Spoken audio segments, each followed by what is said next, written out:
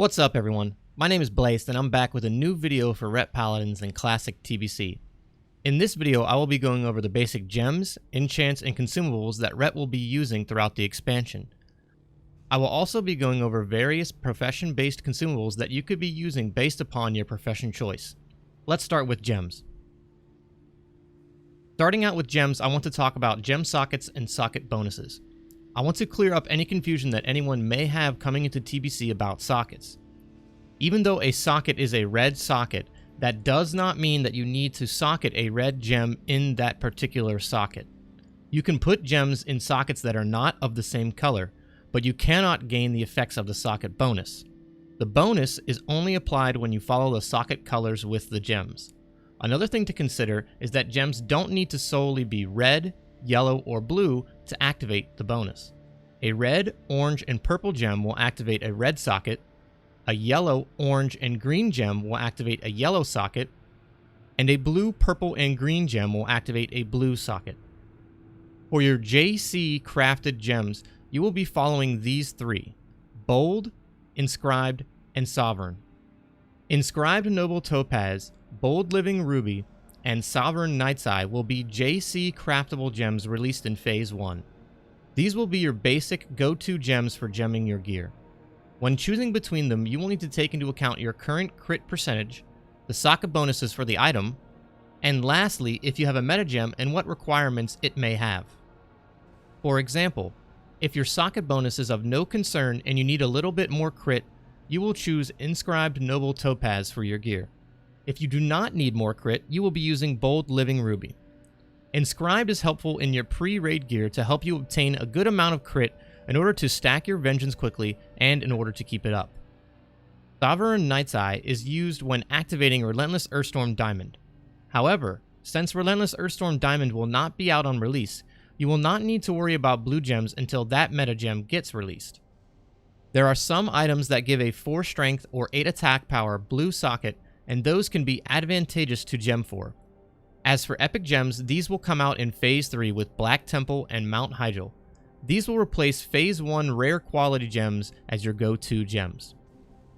There are a couple heroic gems that I want to talk about that will be relevant for min-maxing in Phase 1 and Phase 2.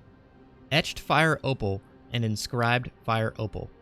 Etched Fire Opal is found in Heroic Shadow Labyrinth, while Inscribed Fire Opal is found in Heroic Mana Tombs. These gems can be farmed in Phase 1 and Phase 2 for a slight advantage over the JC rare quality gems. As for your meta gems, you will be using Swift Skyfire Diamond in Phase 1. You will replace this meta gem with Relentless Earthstorm Diamond when it is released in-game. Please note that Swift Skyfire Diamond does not need a blue gem in order to activate it, so gem accordingly. You will not be using Thundering Skyfire Diamond as Ret. Moving on to the enchants, I want to start with the actual enchants. You will get Greater Agility on your cloak. This is the only enchant that is viable for Ret in this slot. Chest is a straightforward 6 stats bonus, and will be your best chest enchant. Your bracers and your gloves will both be enchanted with strength. Brawn will be for bracers, and major strength will be your glove enchant. As for your boots, you will be using dexterity. The reason that you can get away without speed increase on your boots is because we are spec'd into at least 2 out of 3 Pursuit of Justice in PvE. This gives us a 10% movement speed bonus, while the boot enchant bonus is only 8%. This way, we can take a little bit more crit in the slot. You will enchant your weapons with Mongoose once the recipe becomes available on your server. You can use Savagery, but Mongoose will produce more DPS for the Ret Paladin. If you are an enchanter, you get access to ring enchants. In Phase 1 and 2, you will only be able to choose +2 weapon damage to your rings. In Phase 3, with the introduction of Mount Hyjal, you will be able to enchant your rings with 4 stats. This will be the best in slot ring enchant for the rest of the game. For the enchantments that are not from enchanting, we will start with the Helm enchant. You will choose between Glyph of Ferocity and Glyph of the Outcast. Ferocity is used if you are needing more hit in order to reach your hit cap. If you do not need the hit, you will be using Outcast. It gives slightly more attack power and a little bit more intellect. Your shoulder enchants will be based on the Shattrath City reputation that you pick. The best reputation based on your shoulder enchant will be Aldor. Scryer can be useful in very early gearing, but Aldor becomes better in tier 4 gear and above. You can also get Might of the Scourge from Sapphiron and Naxxramas.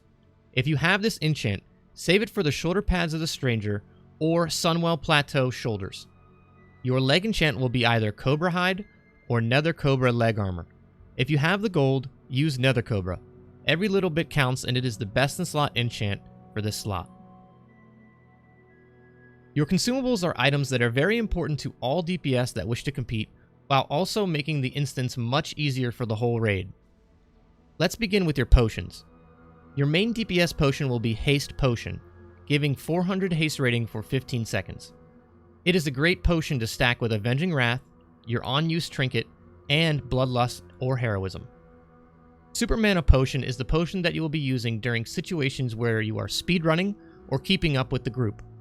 During any encounter or situation where you do not need mana, use your Haste Potion. For your food, you will be using Roasted Clefthoof. In extreme times when you need hit and you can't find it anywhere else, you can use Spicy Hot Talbuk. It is recommended to have your hit on your gear and use Roasted Clefthoof, just because if you die and are rezzed mid-fight, you lose the hit bonus that you gain from Spicy Hot Talbuk.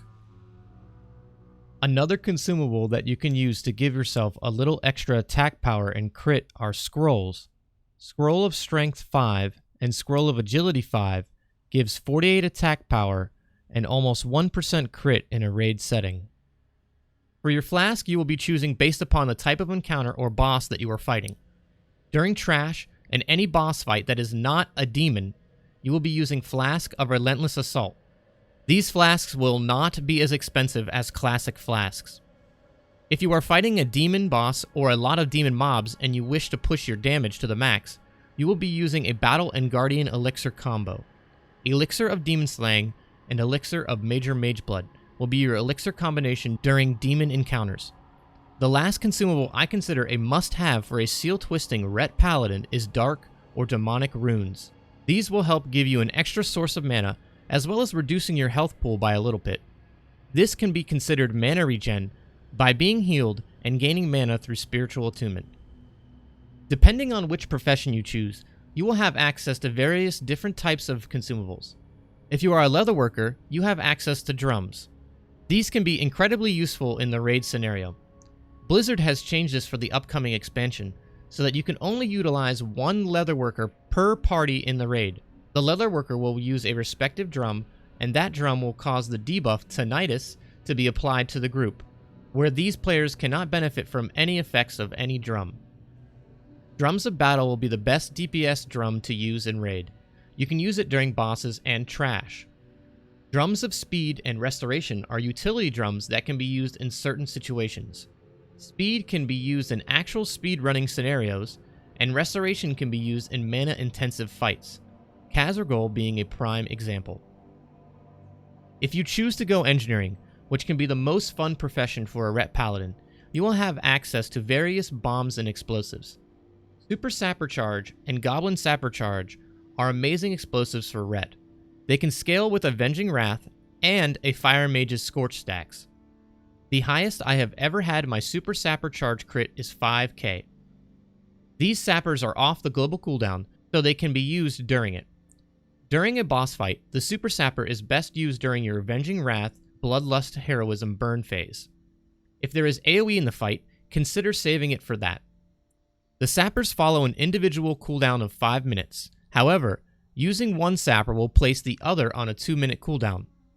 You also get access to a couple of bombs. The bigger one and Fell Iron Bomb are bombs that you can use if your sappers are on cooldown, helping provide more constant AoE for the Ret Paladin. One other utility bomb that is fantastic for an engineer in PvE is Arcane Bomb. This bomb silences enemies and can be very useful in Black Temple and Mount Hyjal. As always, thanks for watching. As we are nearing the TBC release, I'm hoping to get to 70 and in a good place, and I will be returning with more videos. I plan to be doing a What to Do in Heroics and Raids video that will require some footage from level 70 content. Until then, you can always stop by my Twitch channel and chat with me.